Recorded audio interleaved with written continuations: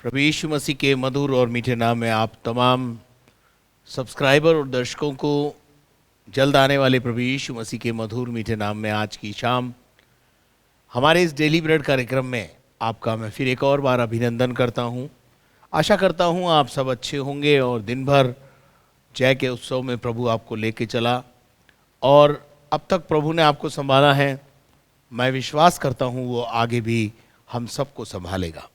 आइए आज daily bread कार्यक्रम के लिए आरंभिक प्रार्थना में अपनी आंखों को बंद करें और सरों को झुकाएं। हमारे जीवित और महान परमेश्वर, हम तेरा धन्यवाद, तेरी स्तुति, तारीफ, महिमा, प्रशंसा करते हैं क्योंकि तू आदर के योग्य, स्तुति के योग्य और आराधना के योग्य सिंहासनों पर विराजमान परमेश्वर है।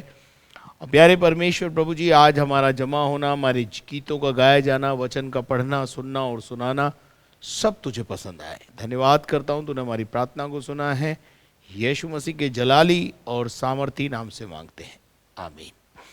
मेरे अजीजों, ये समय होगा कि हम कुछ देर प्रभु की आराधना के कुछ गीतों को गाएंगे और पास्टर अनोश और उनकी टीम हमारे साथ है, वो हमारे को लीड करेगी।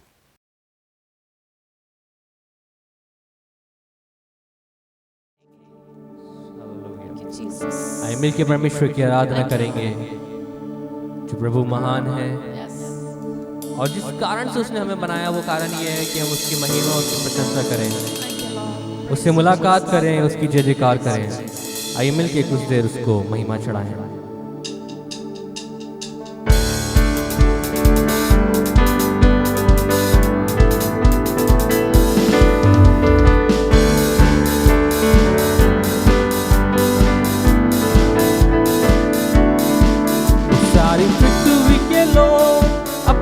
यहोवा का जय जयकार करें, सारी पृथ्वी के लोग अपने यहोवा का जय जयकार करें। आओ सब मिलके हम इबादत करें, उसकी जय जयकार करें। वो आनंद से चले हम इबादत करें, उसकी जय जयकार करें। सारी पृथ्वी के लोग अपने यहोवा का जय जयकार करें, सारी पृथ्वी के लोग अपने यहोवा का जय जयकार करें।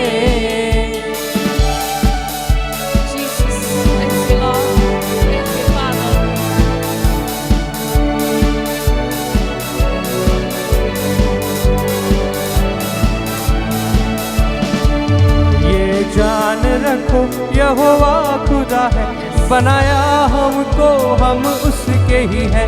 ये जान रखो यहोवा खुदा है, बनाया हमको हम उसके ही हैं। हम बंदे हैं, वो हमारा खुदा उसकी चराई की भेड़े हैं। हम बंदे हैं, वो हमारा खुदा उसकी चराई की भेड़े हैं। सारी पृथ्वी के लोग अपने यहोवा का जय जयकार करें, सारी पृथ्वी के लोग अपने यहोवा का जय जयकार करें। धन्यवाद के साथ उसके पास में आओ, स्तुति करते हुए आंगन में आओ। धन्यवाद के साथ उसके पास में आओ, स्तुति करते हुए आंगन में आओ।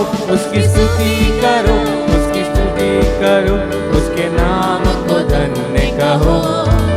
उसकी स्तुति करो, उसकी स्तुति करो, उसके नाम को धन्य कहो। सारी पृथ्वी के लोग अपने यहोवा का जय जयकार करें, सारी पृथ्वी के लोग अपने यहोवा का जय जयकार करें। आओ सब मिलके, आओ सब मिलके हम इबादत करें, उसकी जय जयकार करें। आनंद से चले हम इबादत करें, उसकी जय जयकार करें। सारी पृथ्वी के लोग अपने यहोवा का जय जयकार करें, सारी पृथ्वी के लोग अपने यहोवा का जय जयकार करें। हालेलुया। अपने यहोवा का जय जयकार करें। और कि वो भला है, उसकी करुणा सदा की है, पीढ़ी से पीढ़ी तक हमारे लिए धाम है। उसका वायदा केवल अभी के लिए नहीं मेरे प्रियो, लेकिन हमारी पीढ़ियों के लिए भी उसने वायदा करा है। उसकी वफादारी पीढ़ी से पीढ़ी तक बनी रहती है। Thank you, Lord. Thank you, Lord. Thank you, Lord. Praise you, Jesus.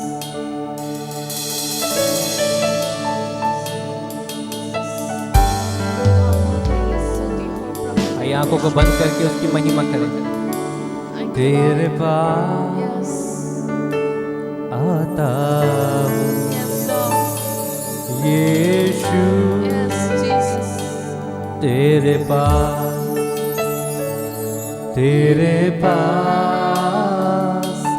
आता हूँ यीशु,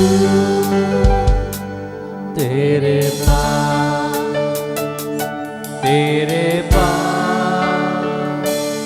आता हूँ यीशु राजा, यीशु तेरे पास आता हूँ यीशु, तेरे पास हर पल मेरी हर सांस तेरी स्तुति करती रहे। हर दिन मेरी हर बात तेरी महिमा गाती रहे। हर पल मेरी हर सांस तेरी स्तुति करती रहे। हाँ, हर दिन मेरी हर बात तेरी महिमा गाती रहे। तेरे पास आता हूँ यीशु, तेरे पास आता हूँ यीशु, तेरे पास राह हक अनंत जीवन यीशु मसीह तू ही तो है। तेरे सिवा जाऊं कहाँ, मेरी आशा तू ही तो है। राह हक अनंत जीवन यीशु मसीह तू ही तो है। तेरे सिवा जाऊंगा मेरी आशा तू ही तो है। यीशुआ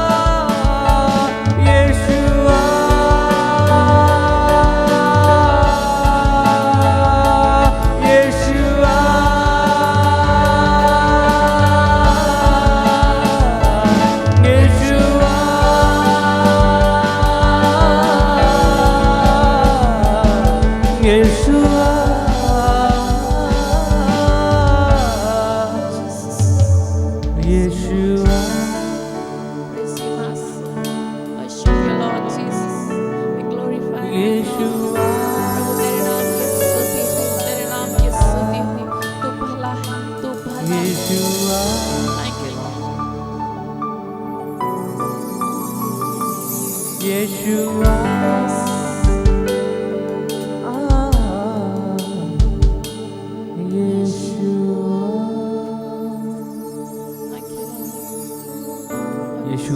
जीवन में। Jesus, praise you, Master Lord. We worship Yeshu you, हम तेरी आराधना करते हैं। प्रभु तेरे नाम की स्तुति। राह, हक और अनंत जीवन तू ही है। तू ही हमारा शुरू है और तू ही अंत है खुदा। तेरी सामर्थ हमारे जीवन में कार्य करते रहे। आइए प्रभु के दास के द्वारा उसके जीवित कलाम को सुने जो प्रभु ने आज हमारे दिन के लिए रखा है। इस कलाम को सुने।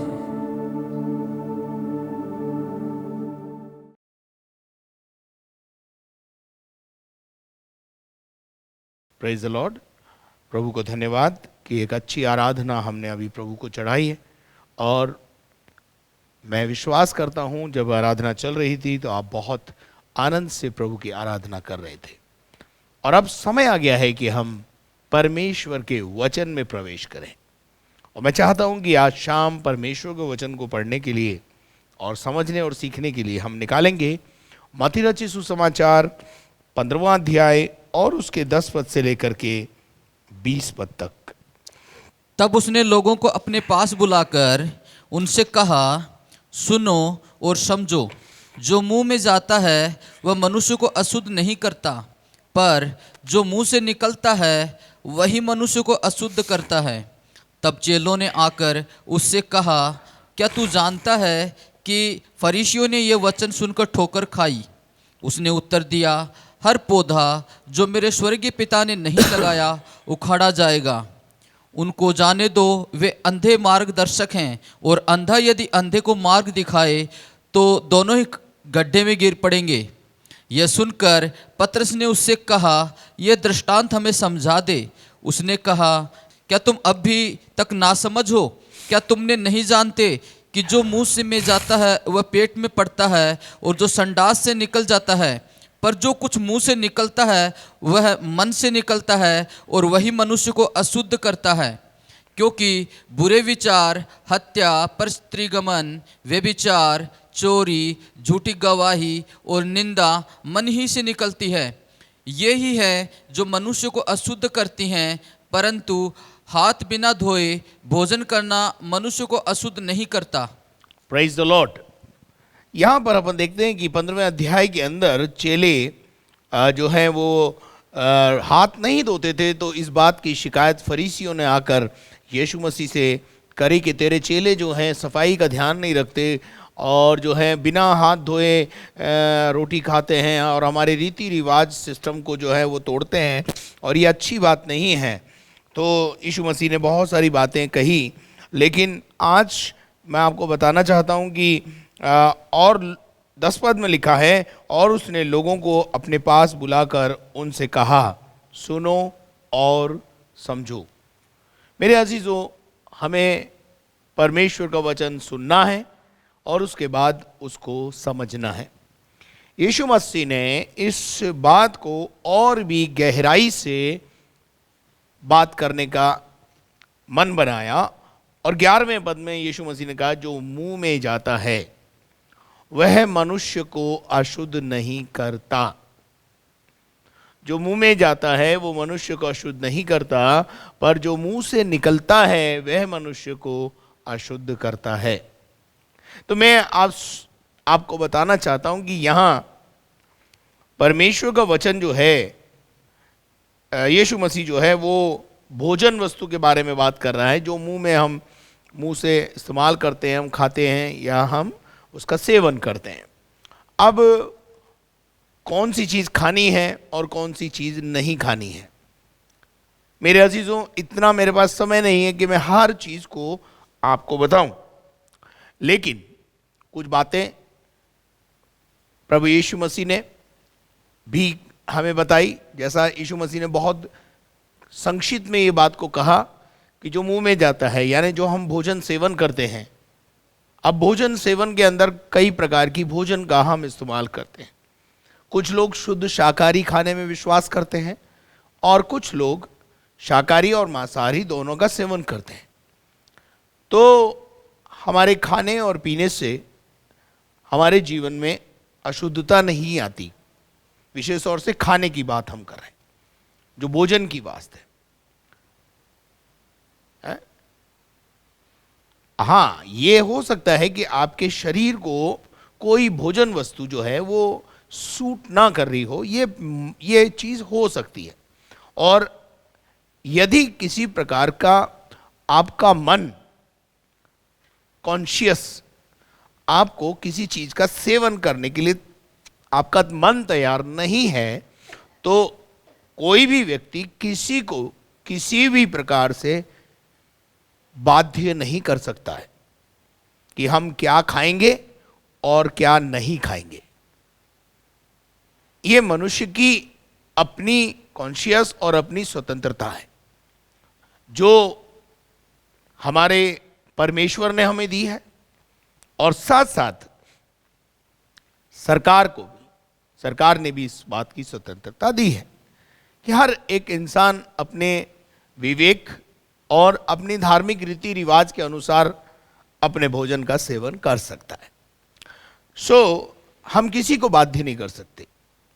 देखिए, परमेश्वर के वचन में से मैं आपको बताना चाहता हूं, रोमियो की पत्री 14वां अध्याय और उसके 17 पद से लेकर के 23 पद तक पौलुस रसूल जो है वो हमें कुछ बात वहां पर भोजन के वस्तु के बारे में सिखाता है। पढ़िएगा जरा। क्योंकि परमेश्वर का राज्य खाना पीना नहीं, हाँ, परमेश्वर के राज्य में खाना पीना किसी भी प्रकार से हमारे को अवरुद्ध नहीं कर सकता है, परंतु धर्म और मेल मिलाप हाँ, और वह आनंद है हाँ, जो पवित्र आत्मा से होता है। आगे, जो कोई इस रीति से मसीह की सेवा करता है हाँ, वह परमेश्वर को भाता है हाँ, और मनुष्यों में ग्रहण योग्य ठहरता है। हाँ, इसलिए हम उन बातों में लगे रहें जिनसे मेल मिलाप और एक दूसरे का सुधार हो, आगे। भोजन के लिए परमेश्वर का काम न बिगाड़े। अब देखिए, यहां 20वें पद में पौलुस जो है रोमियो की कलीसिया को लिख रहा है कि भाई भोजन के लिए परमेश्वर का काम ना बिगाड़े। सब कुछ शुद्ध तो है, सब कुछ शुद्ध तो है, परंतु उस मनुष्य के लिए बुरा है जिसको उसके भोजन से ठोकर लगती है। हाँ, कई बार हमारे पड़ोसी के भोजन से, हमारे रिश्तेदारों के भोजन से, उनके अपने जो सेवन जिन चीज़ों को वो करते हैं उससे कई बार हमको ठोकर लग जाती है। शाकाहारी व्यक्ति जो मांसाहारी नहीं है और जब वो मांसाहारी को मांस खाते हुए देखता है या उसका सेवन करते हुए देखता है तो शाकाहारी को उस बात से ग्लानि हो जाती है या ठोकर लग जाती है और वो कहता है यार ये तो मांसाहारी लोग हैं, इनके साथ हम उठ बैठ नहीं करेंगे, ना हम इनके साथ खाएंगे पिएंगे, और वो हमसे दूरी बना लेते हैं और परहेज करते हैं। ये उनका विवेक उनको प्रिक करता है, इसलिए वो ऐसा करते हैं। परंतु परमेश्वर का राज्य उन भाई बहनों को भी जो परमेश्वर के राज्य में हैं, वो उनको ये सलाह देता है कि वो तुम्हारे भोजन से दूसरों को ठोकर ना लगे। देखिए 21 पद में इसको बिल्कुल साफ लिख दिया है, भला तो यह है कि तू ना मांस खाए और ना दाखरस पिए और ना कुछ ऐसा करे जिससे तेरा भाई ठोकर खाए। देखिए 3 बातें हैं यहां पर, ना तो तू मांस खा और ना दाखरस पी, खाने और पीने से। और तीसरी एक और बात कही है कि ऐसे और भी बहुत सारे काम हैं जिससे मनुष्य को या हमारे भाई को हमारे एटीट्यूड से, हमारे पहनने ओढ़ने से भी ठोकर लग जाती है। तो हम इन तीनों चीजों का ध्यान रखें, हमारे खाने से, हमारे पीने से और हमारे तमाम और जो एक्टिविटीज है।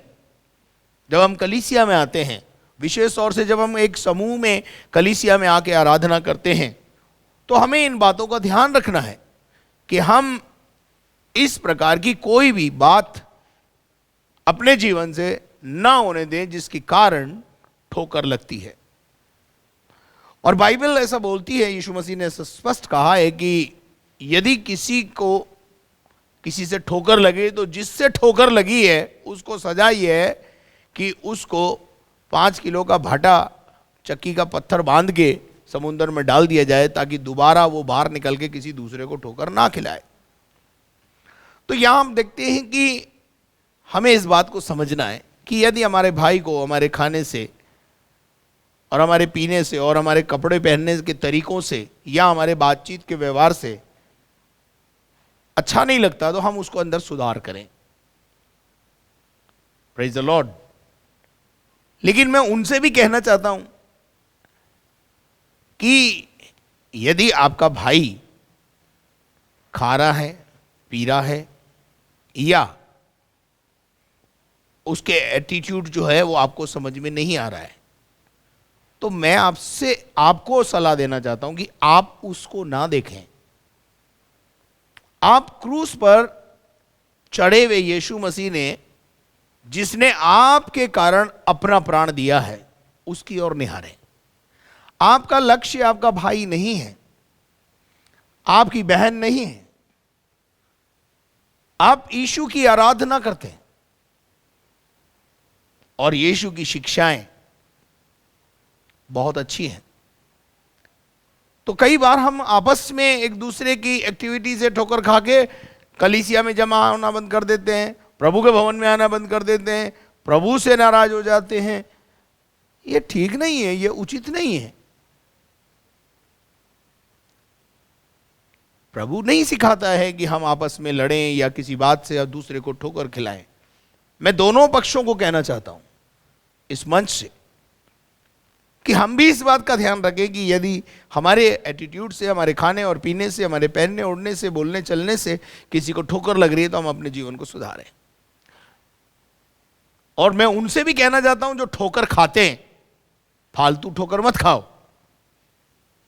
जो जो कर रहा है उसको करने दीजिए। आपका लक्ष्य, आपका उद्देश्य सिद्ध करने वाले यीशु को ताकते रहिए और उसकी ओर दौड़ते रहिए। Praise the Lord. अब 22वें पद में क्या लिखा है बेटा, पढ़ो रोमियो 14:22। तेरा जो विश्वास हो, हाँ, तेरा जो विश्वास हो उस परमेश्वर के सामने अपने ही मन में रख। हाँ, हमारा विवेक कहता है भाई खाना पीने से, मांस खाने से कुछ नहीं होता। तो धन्य है, हम क्या करें, बाइबल बोलती है उसको अपने पास रख। धन्य है वह, ये विश्वास तुझे कहाँ रखना है? अपने तक सीमित रखना है, अपने परिवार तक सीमित रखना है। तेरा खाना पीना परमेश्वर के राज्य को ना बिगाड़े, इस बात का तुझे ध्यान रखना है। यदि तेरे भाई को उससे ठोकर लगती है, तो तेरे खाने और पीने का जो विश्वास है, तेरा जो कॉन्सेप्ट तुझे कह रहा है, तुझे उसे अपनेपन में रखना है, अपने पास रखना है। धन्य है वे जो इस बात में जिसे वह ठीक समझता है, अपने आप को दोषी नहीं ठहराता। अपने आप को दोषी नहीं नहीं ठहराता। अगर हम अपने खाने पीने की बात को लेकर के विवाद करें, वाद विवाद करें, नहीं जी कहाँ लिखा है कि नहीं खाना है, सभी जो है धर्मशास्त्र में हम इस बात को पाते हैं।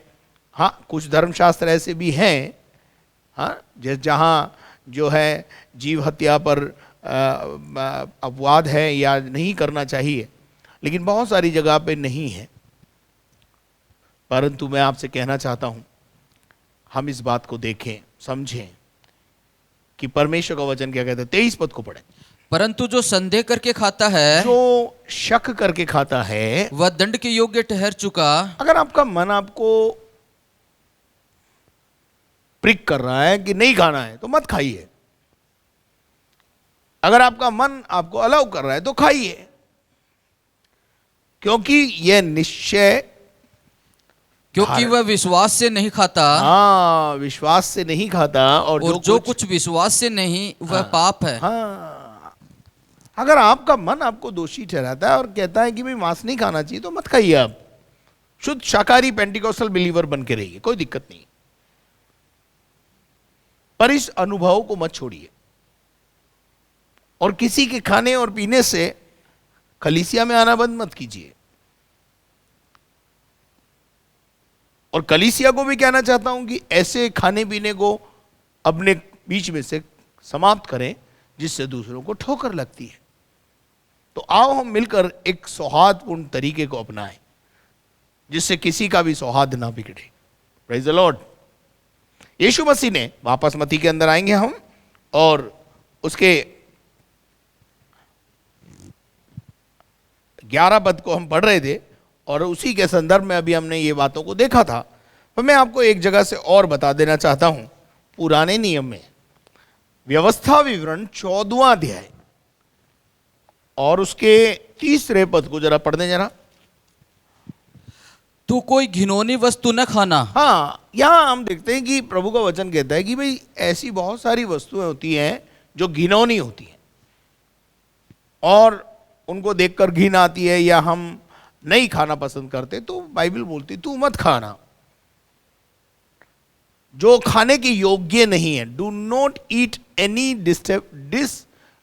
डिटेस्टेबल थिंग्स, मतलब जो खाने की योग्यता में नहीं है उसी चीजों को तू मत खाना। अब मेरे पास इतना समय नहीं है मेरे प्रियो कि मैं उस लिस्ट को आपके सामने पढ़ूं, लेकिन एक होमवर्क आपको देना चाहता हूं और वहां लिखा हुआ है 14 अध्याय के 3 पद के आगे, क्या आप खा सकते हो और क्या आप नहीं खा सकते हो। एक पूरी फहरिस्त है यहां पर, एक पूरी लिस्ट है यहां पर, आप क्या खा सकते हो और क्या नहीं खा सकते हो। और मैं उसे यहां से पढ़ना नहीं चाहता हूं, पर आपकी समझाइश के लिए आपको बता देना चाहता हूं। और अगर आप जानना चाहते हैं तो आप वहां खुद जाइए व्यवस्था विवरण में और 14वें अध्याय के 3 पद से आखिर तक पढ़िए। बहुत अच्छी अच्छी बातें वहां पर प्रभु के वचन में लिखी हुई है तो हम वहां पर उसको समझ लें। अब अपन चलते हैं, मैं चाहता हूं कि हम इसके 16वां पद में आए, 15वें पद से पढ़े, 15वें से। ये सुनकर पतरस ने उससे कहा, हाँ, ये दृष्टांत हमें समझा दे। यहां अपन देखते हैं कि यीशु मसीह ने एक दृष्टांत कह दिया और हमें इस दृष्टांत को तू समझा दे। चलिए आगे बढ़ेंगे। उसने कहा, हाँ, क्या तुम अभी तक नासमझ हो? क्या तुम नहीं जानते कि जो कुछ मुंह में जाता है, जो मुंह में जाता है वह पेट में पड़ता वो है पेट में जाता है और संडास से निकल जाता है। एक प्रतिदिन की जो प्रक्रिया है हमारी परमेश्वर की ओर से बनाई, कि हम खाते हैं और उस खाने को हमारे जो है अंदर जो एक सिस्टम है, उस सिस्टम को जो है वो अब्जॉर्ब करता है और उसमें से जो विटामिन्स हैं और जो ताकत की चीज़ें हैं वो हमारा शरीर जो है अब्जॉर्ब कर लेता है और यूजलेस चीज़ को बाहर निकाल देता है। ये एक सिस्टम है, उसको यहाँ से प्रचार करने की ज़रूरत नहीं है, जो आप सब जानते हैं। प्रभु यीशु मसीह कह रहा है भाई तो कुछ तुमने खाया, दूसरे दिन फ्रेश हो जाते हो, ख़त्म बात। उसके अंदर से जो विटामिन चाहिए थे शरीर ले लेता है। इस सिस्टम को ही परमेश्वर ने ऐसा बनाया। तो खाने और पीने से यदि किसी को ठोकर लगती है तो हम ना खाएं उनके सामने, हम उनका सेवन ना करें। और मैं उनसे भी कहना चाहता हूं कि किसी के भोजन से तुम्हें क्या प्रॉब्लम हो रही है, कोई क्या खा रहा है क्या नहीं खा रहा है, तुम खाने दो उसको।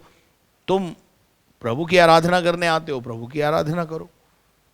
लेकिन बहुत ज़्यादा परेशानी है इस बात को लेकर के। ये देखो यीशु मसीह के ज़माने में भी प्रॉब्लम थी इस बात को लेकर के, आज की तारीख में भी है। तो कुल मिला के ये बात है कि अगर आपका मन आपको दोषी ठहराता है तो आप मत खाइए, और अगर आपका मन आपको दोषी नहीं ठहराता है तो आप यू गो फॉर दैट।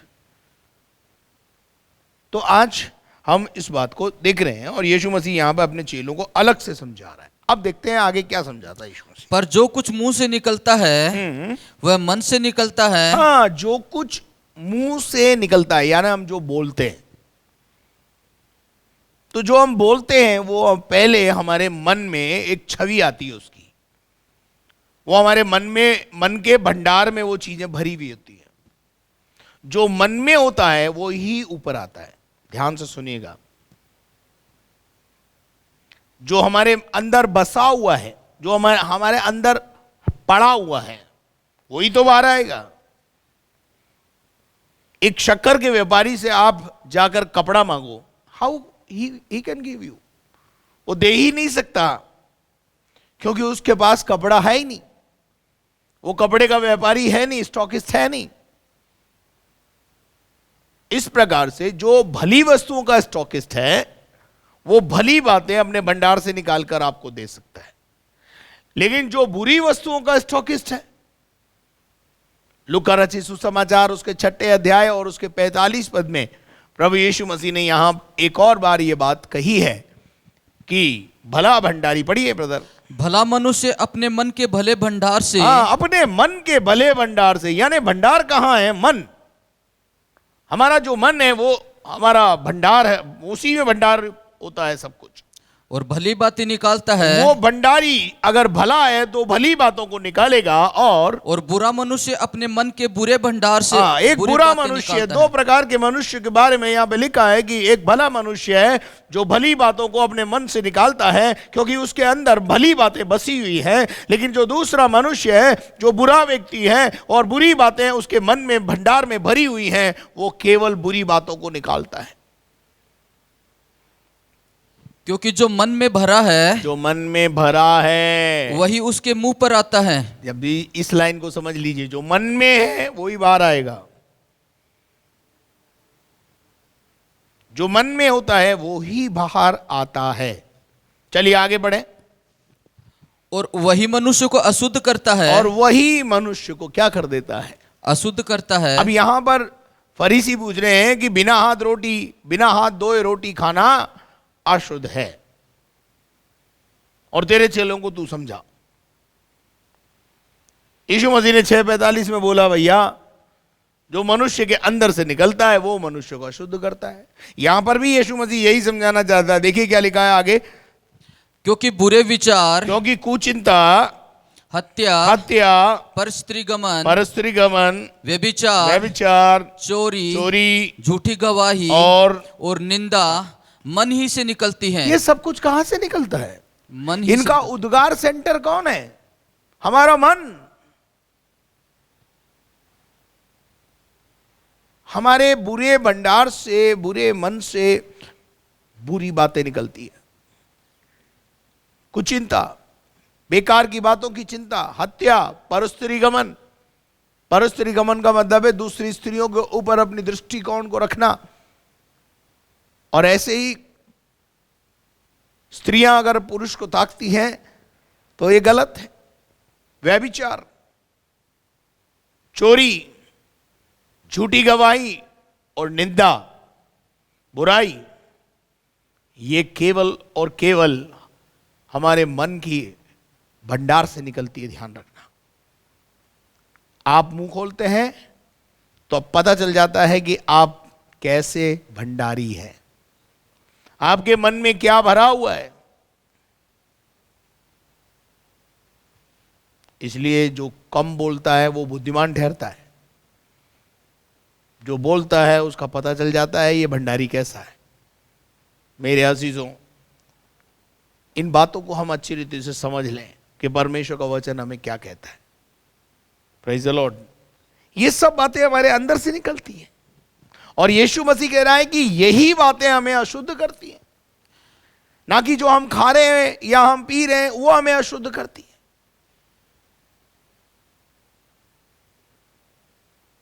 अच्छा, ये बात जरूर है, यीशु मसीह छूट देता है इस बात के लिए कि यदि तेरा मन तुझे दोषी ठहराता है किसी बात में तो तू मत खा, क्योंकि जो चीजें विश्वास के साथ नहीं है, कॉन्शियस के अनुसार नहीं है, तो आप देखते हैं कि वहां आपको परेशानी होगी। आपका शरीर भी उसे एक्सेप्ट नहीं करेगा। मन का एक्सेप्टेशन पहले जरूरी है। कॉन्शियस का एक्सेप्टेशन, किसी भी चीज को एक्सेप्ट करने के लिए आपका पहले कॉन्शियस तैयार होना चाहिए। जब आपका कॉन्शियस तैयार होगा तो आपका शरीर भी तैयार हो जाएगा। और अगर आपका कॉन्शियस रिजेक्ट कर रहा है और अगर आप उसका सेवन करते जा रहे हैं तो आपको बता देना चाहता हूं, थोड़ी ही देर के बाद आपको इंडाइजेशन हो जाएगा। आपकी बॉडी उसे एक्सेप्ट नहीं करेगी क्योंकि आपका मन उसको एक्सेप्ट करने के लिए तैयार नहीं था। मैं नहीं जानता कितने लोग मेरी बात को समझ पा रहे हैं और कितने नहीं समझ पा रहे हैं। किसी के खाने और पीने से आपको ठोकर नहीं लगनी चाहिए। मैं दोनों पक्षों को यह बात समझाना चाहता हूं कि हमारे खाने पीने से हमारे पड़ोसी को परेशानी नहीं होनी चाहिए, हमारे रिश्तेदारों को, हमारे सहकर्मियों को, हमारे सब लोगों को जो है नहीं होनी चाहिए। लेकिन मैं उनसे भी कहना चाहता हूँ, वो उसका विवेक है, अगर वो खा रहा है तो उसे खाने दीजिए। आपका विवेक कहता है नहीं मुझे नहीं खाना, नहीं मैं मत खाइए। और जो नहीं खाने वाला है और जो खाने वाला है, खाने वाला कभी भी नहीं खाने वाले को मजबूर ना करे, नहीं ये तो तुझे खाना ही पड़ेगा। अगर तू नहीं खाएगा तो तू मसीह नहीं कहलाएगा। हाँ? ऐसा नहीं है भैया, बाइबल में ऐसा प्रभु का वचन नहीं कहता है। कलीसिया के विषय में बहुत सारी दफा हम देखते हैं, और भाई कलीसिया में मत जाना, चर्च में मत जाना, वहां मांस खिला देंगे। ऐसी एक भ्रमित करने वाली बात को फैला रखा है। बहुत सारी और भ्रमित बात करने वाली बातें हैं, लेकिन जो खाने पीने के विषय में बात है वो ये भी है कि वहां जो है वो मांस खिला देते हैं। मेरे अजीजों, ये गलत धारणा लोगों ने फैलाई है। मैं इस मंच से थोड़ी सी सफाई कर सकता हूं बस। मैं जानता हूं कि गंदगी इतनी है कि वो साफ होना मुश्किल है, लेकिन प्रयास तो कर ही सकते हैं। हम कभी किसी के साथ किसी भी बात के लिए जबरदस्ती नहीं कर सकते। ये आपका अपना कॉन्शियस और आपका विवेक जो आपको कहता है वो करिए, परंतु सिद्धांत ये नहीं है कि जब आप मांसाहारी हैं तो आप नरक जाएंगे।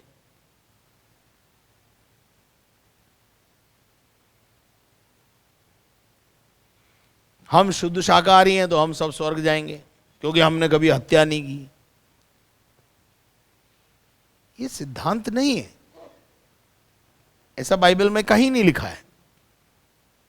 तो अगर हम ये सोचे साहब सारे मांसाहारी नरक जाएंगे, तो मैं नहीं समझ सकता कि सारे मांसाहारी नरक जाएंगे तो फिर तो शुद्ध शाकाहारी तो बहुत कम है।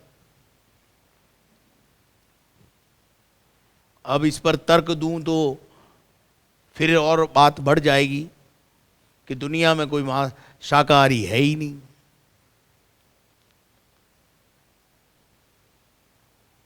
सिर्फ मांस ना खाना और हरी सब्जी का सेवन कर लेना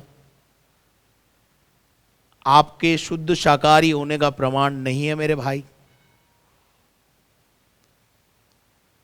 खैर, मैं उस विवाद में नहीं जाना चाहता, परंतु मैं बस आपसे कहना चाहता हूं 20 पद में यीशु मसीह कह रहा है, पढ़िएगा। यही है जो मनुष्य को अशुद्ध करती हैं, यही है जो मनुष्य को क्या करती है? अशुद्ध करती हैं। अशुद्ध करती है। Praise the Lord.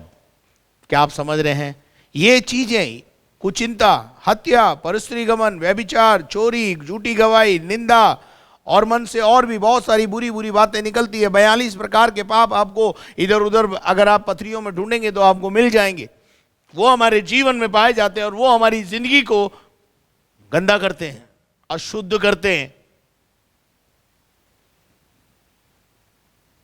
आओ हम अपने आप को इनसे शुद्ध करें और इनसे शुद्ध करने के लिए यीशु से मिले, प्रभु से मिले।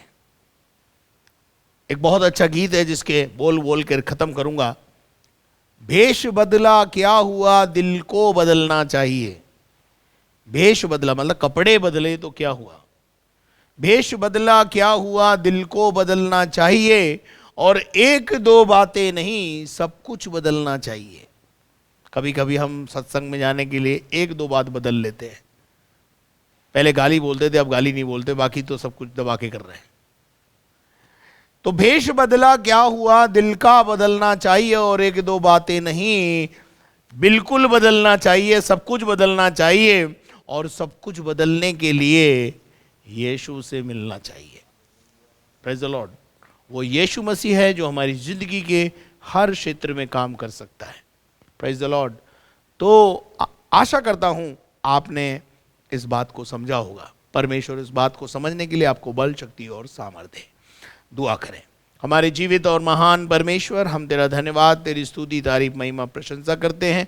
खाने पीने की वस्तुओं को लेकर के जो विवाद शास्त्री और फरीसियों ने यीशु मसीह के सामने खड़ा किया, यीशु मसीह ने बड़ी प्यार के साथ उसको निपटा दिया और अपने लोगों को और अपने चेलों को प्यार से समझाया कि, और फिर उसके बाद हम देखते हैं पौलुस ने भी समझाया। उसके बाद हम देखा हमने व्यवस्था के अंदर मूसा ने भी बहुत सारी बातों को बोला। प्यारे खुदावन तेरा धन्यवाद देते हैं, हमारा मन जो हमें कहे हम वो करें, ऐसा हमारी विनती प्रार्थना है। धन्यवाद करते तू हमारी प्रार्थना सुनी है। सारी महिमा हम तुझे देते हुए प्रार्थना को यीशु मसीह के जलाली और सामर्थी नाम से मांगते हैं, आमीन। और अब हमारे खुदावंद यीशु मसीह का फजल, खुदा बाप की मोहब्बत, पाक रूह की रिफाकत और शराकत अब से लेकर हमेशा तक हम सबों के साथ होती रहे और हम सब बोले आमीन। Thank you very much and may God bless you. यदि आपने हमारे चैनल को सब्सक्राइब नहीं किया तो जल्दी से सब्सक्राइब करें, बेल आइकन को दबाएं, शेयर करें, लाइक करें। प्रार्थना टावर के नंबर आपके स्क्रीन पर हैं, आप प्रार्थना के निवेदन हमको दे सकते हैं और प्रतिदिन आप अपनी प्रार्थनाओं में हमें उठाए रखें ताकि हम इस कार्यक्रम को आपके लिए तैयार करके दे सकें। बैंक अकाउंट की डिटेल स्क्रीन पर है यदि आप आर्थिक सहयोग हमें देना चाहते हैं। Thank you very much. कल शाम 6 बजे फिर आपके साथ मुलाकात करेंगे, तब तक के लिए घर में रहें, सुरक्षित रहें।